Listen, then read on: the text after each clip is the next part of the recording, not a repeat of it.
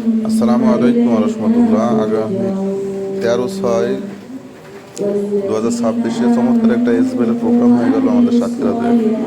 তো আপনারা সেই প্রোগ্রামের ভিডিও দেখতে পাচ্ছেন। প্রথমে কোরআন তেলাওয়াতের মাধ্যমে আমাদের প্রোগ্রামটা শুরু হয়। তো কোরআন তেলাওয়াত করেন মোহাম্মদ জুনায়েদ হুসাইন আলিফ, দারুল উলুম মাদ্রাসার হিফজিখানার ছাত্র। তারপর তেলাওয়াতের পর থেকে আমাদের প্রোগ্রামটা শুরু হয়। চমৎকার একটা প্রোগ্রাম আমরা ম্যানেজ করি এসবিএলের। তো আশা করি এসবিএল প্রোগ্রামের পরে অনেকেই আসলে কাজ করছে এবং চমৎকারভাবে কাজ এগিয়ে যাচ্ছে।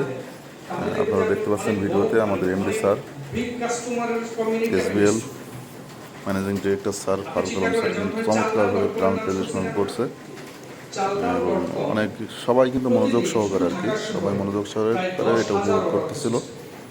আসলে খুবই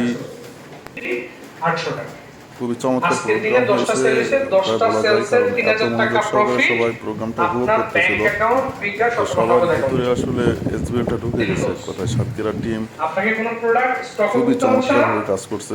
তো স্টেজে ছিলাম আমি, মোহাম্মদ জামাল হুসাইন এবং আমাদের মোহাম্মদ ইরফান স্যার এবং মোহাম্মদ আজাদ হুসাইন স্যার, এছাড়া আমাদের জেলা নেতৃবৃন্দ এবং আমাদের মহিতোষ কুমার সরকার প্রেজেন্টেশন করতেছিল।